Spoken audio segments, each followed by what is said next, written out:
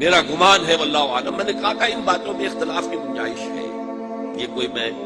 قرآن و حدیث کی منہ سے نہیں کہہ رہا، لیکن جو میرا مشاہدہ ہے افغانستان کی تقسیم ہو جائے گی، پختون حصہ جو ہے پاکستان کے ساتھ ملے گا، اور یہ یہاں پر وادی سندھ جس کو اقبال نے کہا ہے کارواں زی وادی دور و دراز آیت کرو، اس یہاں پر خلافت علی منہاج النبوہ کا نظام قائم ہوگا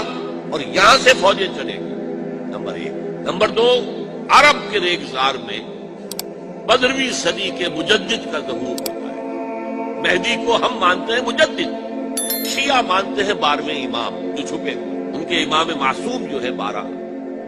ان میں سے آخری جو ہے وہ چھپے ہوئے ہیں غار میں 1200 برس سے، اور وہ ظاہر ہو گئی، یہ ان کا عقیدہ ہے، ہمارا نہیں۔ ہم سمجھتے ہیں جیسے ہر صدی میں اللہ مجدد بھیجتا رہا، اسی طریقے سے میرے گمان میں 15ویں صدی کے مجدد جو ہے وہ حضرت مہدی، ان کی حکومت جا کر یہ فوج قائم کرے گی، عربوں میں دم نہیں ہوگا، وہ اپنی عیاشیوں کی وجہ سے بالکل کھوکھلے ہو چکے، دولت کی فراوانی اور عیاشی۔ یہ بھی سننے میں آتا ہے دروغ پر گردن راوی کہ اگر کوئی فوجی قافلہ ان کا چل رہا ہوتا ہے تو وہ بجائے ٹرکوں میں بیٹھنے کے وہ اپنی کاروں میں بیٹھ کے ساتھ ساتھ چلتے ہیں، ٹرک خالی چل رہا ہوتا ہے، ٹرک کی سختی جو ہے، سخت سیٹ جو ہے برداشت کرنا ان کی مسئلہ ہوتی ہے۔ یعطئون للمہدی، یعنی سلطان اس کی حکومت کو مستقل، پھر حضرت مہدی کی طرف سے شروع ہوگا معاملہ جہاد، اور یہ سارا جو ملک چھوٹ ہم مسلمانوں کے ہاتھ سے نکل گئے تھے یہ واپس لے گئے۔ اس میں ایک کوشچن ہے جو میرے ذہن میں بہت عرصے سے تھا، جس کا کہ جواب اب مجھے سوچا ہے، اللہ عالم، یہ ساری باتیں میں کہہ رہا ہوں میرے گمان ہے، کیسے ہوگا کہ اتنی بڑی طاقت ایٹمک پاورز کے مقابلے میں مسلمان دوبارہ میدان میں آ کر اور جیتتے چلے جائیں؟ میرا گمان یہ ہے واللہ عالم، اس پورے معاملے کا سارا جو ہے ارینا جو ہے وہ ہے مڈل ایسٹ، یورپ، جس میں حدیث میں آیا ہے کہ رومی عیسائی 80 جھنڈوں تلے تم پر حملہ کریں گے اور ہر جھنڈے کے نیچے 12,000 فوج، 10 لاکھ۔ اور مجھے حال ہی میں معلوم ہوا ہے کہ آج کل جو ایک ڈویژن ہوتا ہے وہ 12,000 کا ہوتا ہے، تو 80 ڈویژنز آرمی آئی، لیکن معلوم ایسا ہوتا ہے کہ روس، چائنا، جاپان اور میرے خیال میں انڈیا یہ نیوٹرل ہے، نمٹ لو آپس میں۔ ابراہیمی قوموں کا جھگڑا ہے نا کہ فلسطین کس کا ہے، مسلمان کہتے ہیں ہمارا ہے، یہودی کہتے ہیں ہمارا، عیسائی کہتے ہیں ہمارا، تو نمٹ لو، سیٹل یور سکورز، لیکن کوئی ویپنز آف ماس ڈسٹرکشن استعمال نہ ہو، اگر وہ ہوئے تو پھر ہم میدان میں آ جائیں۔ میرا گمان یہ ہے کہ ویپنز آف ماس ڈسٹرکشن استعمال نہیں کر سکے گی، اور پھر جنگ کے اندر مسلمانوں کے ساتھ جیتنا ان کے لیے ممکن نہیں۔ جن کو موت عزیز ہے، منحصر مرنے پہ ہو جس کی امید، نا امیدی اس کی دیکھا جائے، اور وہ مرنے کو تیار نہیں ہے، وہ تو 40,000 فٹ کی بلندی سے دیسی کٹر دیکھ سکتے ہیں، نیچے نہیں آئیں گے۔ اور جب نیچے کچھ اتنے تھے تو جو حشر کیا تھا، تو جو بات کہی تھی رمزفیلڈ نے، ویری ٹینیشیس فائٹرز، یہ افغان والے جو ہیں یہ تو چمٹ جانے والے ہیں، یہ ایسے جنگجو ہیں، ان سے جان چھڑانی مشکل ہے، جن کے لیے موت سب سے بڑی کامیابی ہے، شہادت میں مطلوب و مقصود مومن نہ مال غنیمت نہ کشور میں شاید مسلمانوں کا مقابلہ کر سکے۔ یہ ہے میرا گمان واللہ اعلم۔ بہرحال پہلا مرحلہ کسی اجمی ملک میں جو میرے نزدیک پاکستان اور افغانستان میں مشتمل ہوگا، خلافت کا نظام پہلے آئے،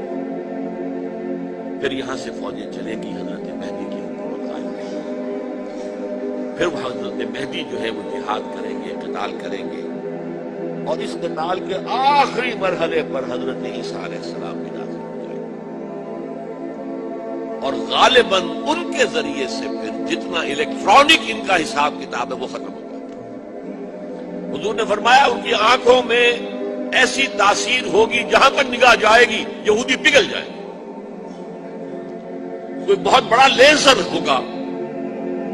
اور ظاہر بات ہے کہ ان کے یہ ہتھیار جو ہے ان کا مقابلہ تو مسلمان نہیں کر سکتے، اور نہ ابھی آپ کو 100 برس بھی یہ سوچ سکتے ہیں کہ کوئی مسلمان ملک اتنی ترقی کر سکتا ہے کہ ان کے مقابلے میں پہنچ جائے ان کے آروں۔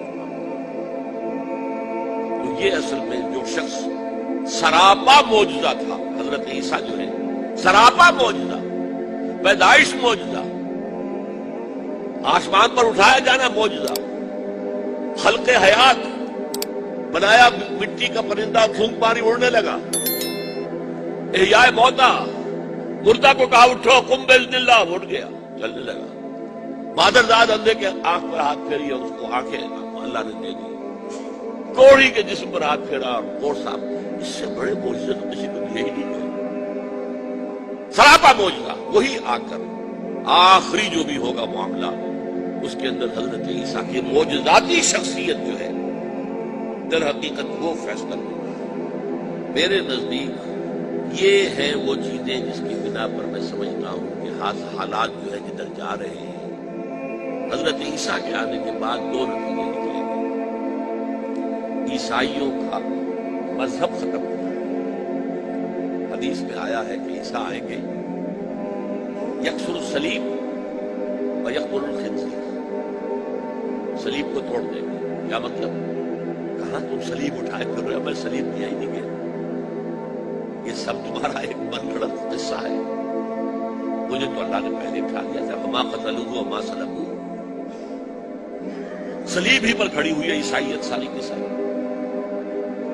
اور خنزیر کو قتل کر دی۔ خنزیر تم نے کیسے حلال کر دیا اپنے لیے؟ کبھی اسلامی شریعت کے اندر موسیٰ کی شریعت میں حرام تھا، وہی موسیٰ کی شریعت میں تمہیں دے کر گیا تھا۔ Don't think I have come to destroy law, یہ لا تم پر نافذ رہے گا۔ گویا کہ عیسائی مذہب ختم ہو کر اسلام میں منتخب ہو گیا، یہودی ایک ایک ختم کر دیا۔ یہودی کیوں اس انجام کے مستحق ہیں؟ اللہ کا پرانا قاعدہ چلا آ رہا ہے، جس قوم کی طرف کسی رسول کو بھیجا، اگر قوم نے بحیثیت مجموعی رسول کا انکار کیا وہ ہلاک کر دیا۔ قوم نوح ہلاک ہوئی یا نہیں؟ قوم ہود، عاد ہلاک ہوئی یا نہیں؟ قوم سمود جن کی طرف حضرت صالح بھیجے گئے، قوم شعیب،